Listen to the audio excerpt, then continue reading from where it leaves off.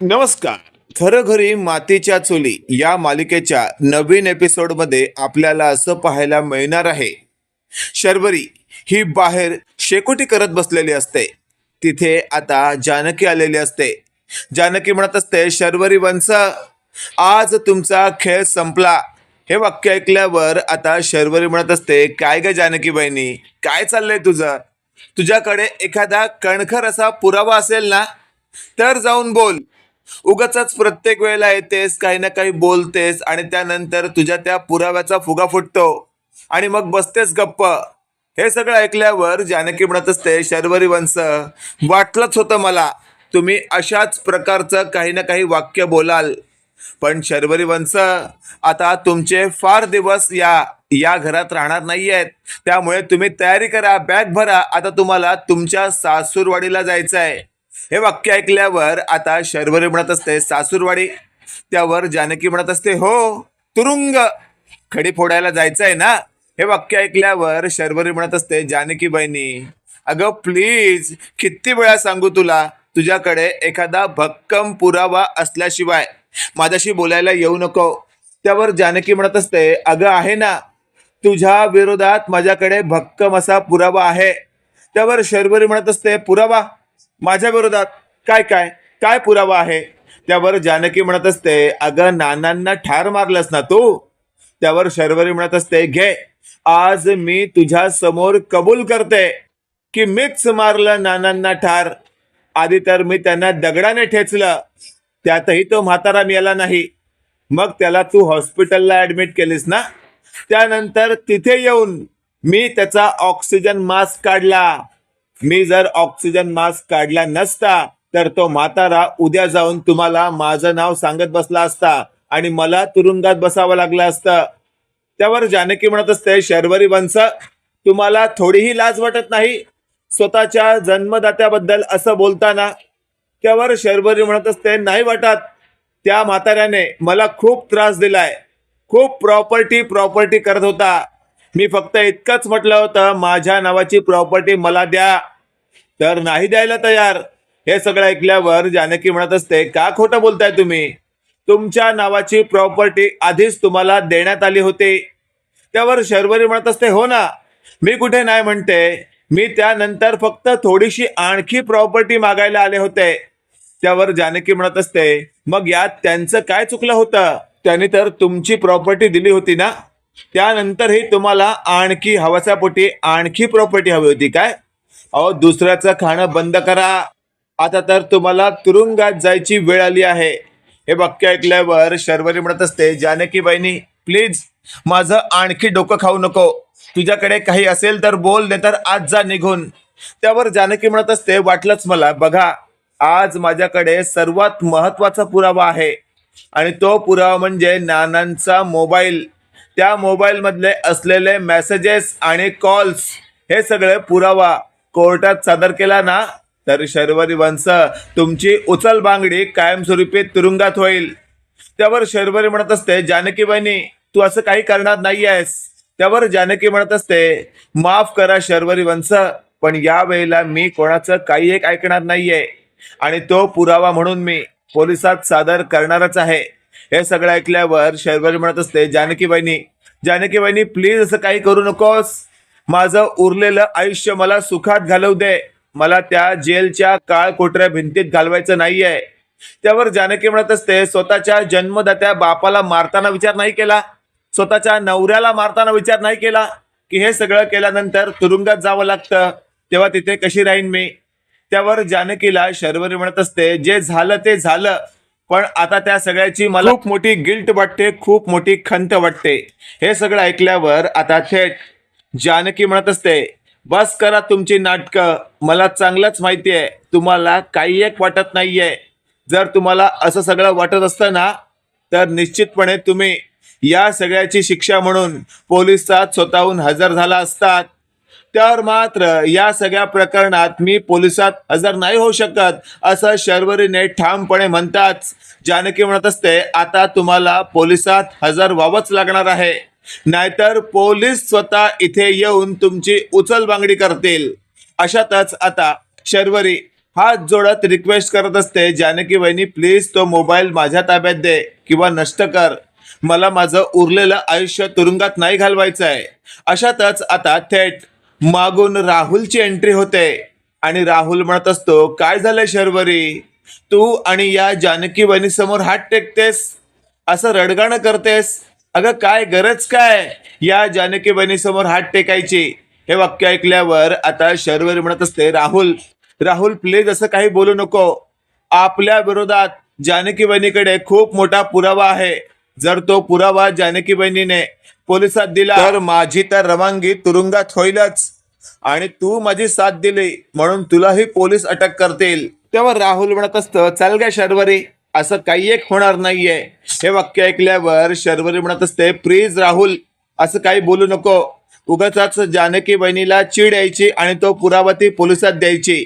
त्यावर राहुल म्हणत असतो, शर्वरी तुझा हा बॉयफ्रेंड, तुझा हा नवरा, तुझा हा मित्र तुझ्या बरोबर असताना तुला असल्या प्रकारच्या कोणत्याही धमकीला घाबरायची गरज नाहीये. हे वाक्य ऐकल्यावर आता जानकी म्हणत असते, राहुल जास्त माजलायस का तू. त्यावर राहुल म्हणत असतो, जानकी वहिनी तुम्ही जो पुरावा म्हणून नाचवताय ना नानांचा मोबाईल, तो खरंच आता तुमच्या ताब्यात आहे का याचा आधी विचार करा. हे वाक्य ऐकल्यावर जानकी म्हणत असते, म्हणजे. त्यावर राहुल म्हणत असतो, कारण तो पुरावा तुमच्या ताब्यात होता होता म्हटलं मी, आता नाहीये. हे वाक्य ऐकल्यावर जानकी म्हणत असते, म्हणजे. त्यावर राहुल म्हणत असतो, तो पुरावा हा बघा आता माझ्या हातात आहे. आता शर्वरी आणि जानकी राहुलच्या हातामध्ये नानांचा मोबाईल पाहतात. शर्वरीला खूपच बरं वाटतं. शर्वरीला आता वेगळीच एनर्जी आलेली असते. शर्वरी लगेचच म्हणत असते, वा वा राहुल वा, खरंच कमाल केलीस तू. त्यावर राहुल म्हणत असतो, म्हटलं होतं ना शर्वरी, तुला घाबरायची काहीच गरज नाहीये. इथे तर मी तुझ्या बरोबर आहे म्हटल्यावर या जानकीला अजिबातच घाबरायची नाही. जानकी म्हणत असते, राहुल तो मोबाईल आण इकडे. त्यावर राहुल म्हणत असतो, वेडा आहे का मी, का माझ्या कपाळावर लिहिलंय राहुल वेडा म्हणून, की राहुल लगेचच तुम्हाला मोबाईल देईल. इतका मोठा पुरावा आमच्याकडून चुकून राहून गेला होता. आता तर अजिबातच हा पुरावा मी तुमच्या हातात देणार नाही जानकी बहिणी. चल शर्वरी, या मोबाईलचं काय करायचं ते सांग. त्यावर शर्वरी म्हणत असते, राहुल फार वेळ दौडू नको, आत्ताच्या आत्ता हा मोबाईल जाळ, नाहीतर पूर्णपणे आपलं आयुष्य धोक्यात आहे. लगेचच आता समोरच पेटवलेल्या शेकोटीत राहुलने तो मोबाईल टाकलेला असतो आणि जानकी तो मोबाईल वाचवायला जाण्याचा प्रयत्न करत असते. त्याच वेळेला शर्वरीने जानकीला पकडून ठेवलेलं असतं. जानकी म्हणत असते, शर्वरी वंश सोडा मला. त्यावर शर्वरी म्हणत असते, अजिबातच नाही, त्या मोबाईलचा पूर्णपणे कोळसा होईपर्यंत मी अजिबातच सोडणार नाही. आणि काही क्षणातच तो मोबाईल पूर्णपणे कोळसा झालेला असतो. जानकी म्हणत असते, काय केलंस राहुल हे तू. त्यावर राहुल म्हणत असतो, फक्त पुरावा झालाय. आता आमच्या दोघा विरोधात कोणताही पुरावा कोणाकडेच अवेलेबल नसणार. शर्वरी आपण सुटलो, आता टेन्शन फ्री आयुष्य जगायचं. अशातच आता शर्वरीमध्ये वेगळीच एनर्जी आलेली असते. ती बोलू लागते, काय मग काय जानकी वहिनी, आता काय करणार तू. मगाशी तर खूप उडत होतीस तू, दाखव ना मला आणखी एकदा उडून. त्यावर जानकी म्हणत असते, शर्वरी वंशा गप्पा बसा, आज तुम्ही जे काही केलंय ना त्यामुळे माझं डोकं फिरलंय. त्यावर शर्वरी म्हणत असते, फिरणारच, मगाशी तू माझं डोकं फिरवलं होतंस जानकी बहिणी, आता मी तुझं डोकं फिरवलं, हिसाब बराबर. हे वाक्य ऐकल्यावर आता जानकी म्हणत असते, नाही हा नाही शर्वरी, अजिबातच नाही, हिसाब बराबर झालेला नाहीये, तर हिसाब आता बराबर होणार आहे. त्यावर शर्वरी म्हणत असते, म्हणजे काय बोलतेस तू जानकी बहिणी, अजूनही कोणता वेगळा पुरावा बाहेर काढणार आहेस की काय. त्यावर जानकी म्हणत असते, हो, आणखी एक पुरावा माझ्या ताब्यात आहे आणि तोच पुरावा सगळ्यात मोठा सिद्ध होणार आहे. हे वाक्य ऐकल्यावर आता शर्वरी म्हणत असते, उगाच खोटं बोलू नको, मला घाबरवण्याचा प्रयत्न करू नको, मी घाबरण्यातली शर्वरी नाहीये. त्यावर जानकी म्हणत असते, वाटलंच मला, मगाशी ज्याप्रमाणे बोलत होतीस त्याचप्रमाणे आता बोलतेस ना. पण जर तो पुरावा दाखवला ना तर चांगलीच वाट लागणार आहे तुझी. त्यावर शर्वरी म्हणत असते, बघू बघू काय पुरावा आहे तुझ्याकडे, का फक्त फेकम फेकी करतेस. त्यावर जानकीने लगेचच आपल्या कमरेत लपवून ठेवलेली नानांची डायरी काढलेली असते आणि ती डायरी जानकीने समोर असलेल्या शर्वरीला आपल्या हातातून दाखवलेली असते. शर्वरी म्हणत असते, आता या डायरीचं काय. त्यावर जानकी म्हणत असते, वाटलंच मला.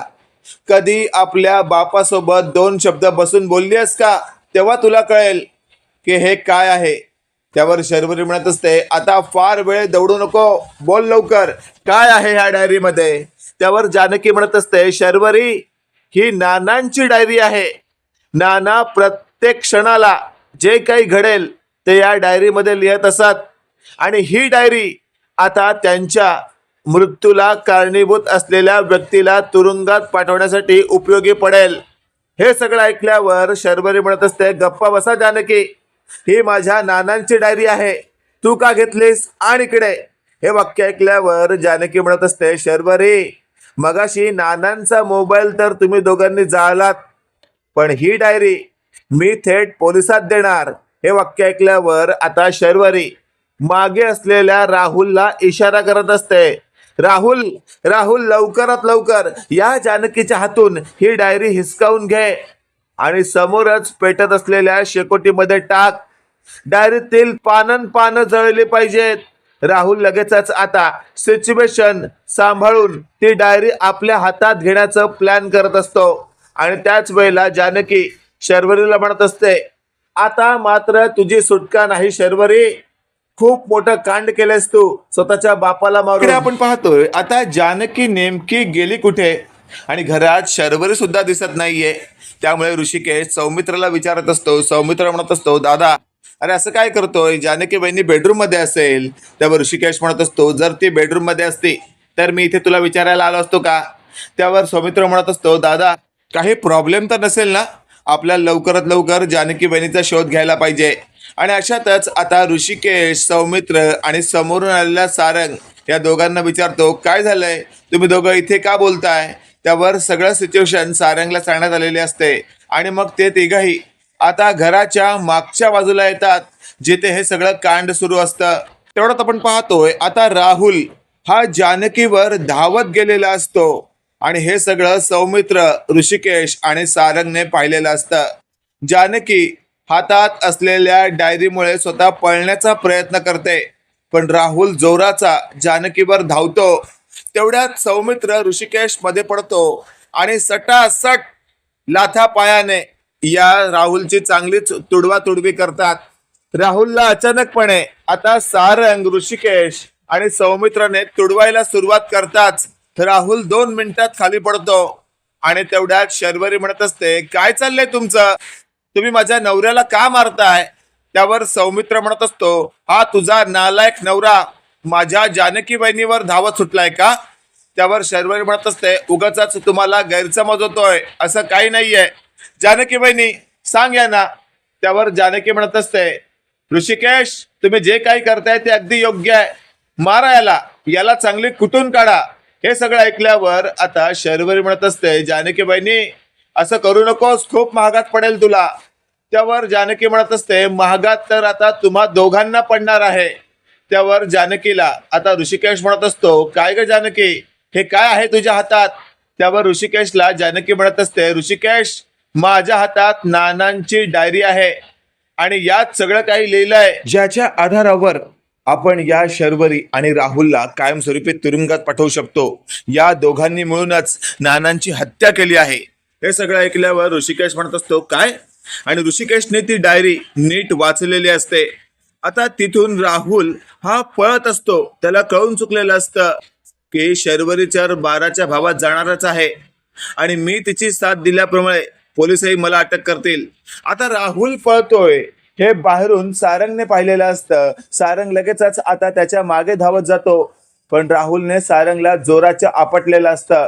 सारंग म्हणत असतो, सौमित्र दादा.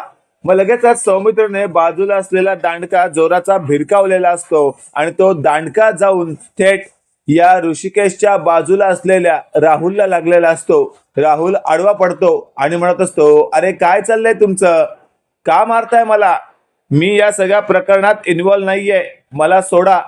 पण काही केल्या आता राहुलला यातून कोणच सोडत नसतं.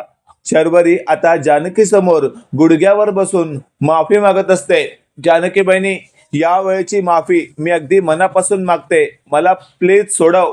आणि हे बघ, मी हात जोडते, मला या सगळ्यात नको अडकवू. त्यावर जानकी म्हणत असते, मगाशी ज्याप्रमाणे तू नाटकं केलीस ना, त्याचप्रमाणे नाटकं तू आताही करतेस, मला माहिती आहे. आणि मी या सगळ्यातून अजिबातच तुला माफ करणार नाहीये. चल, आत्ताच्या आत्ता तुझी रवानगी पोलीस स्टेशनला करते.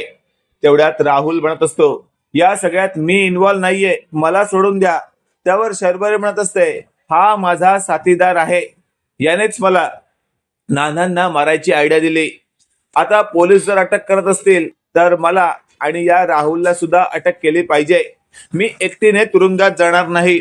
असं तसं आता ही शर्वरी बोलत असताना तिथे आलेली सौमित्रा म्हणत असते, तू एवढी नालायक निघशील असं कधी वाटलं नव्हतं.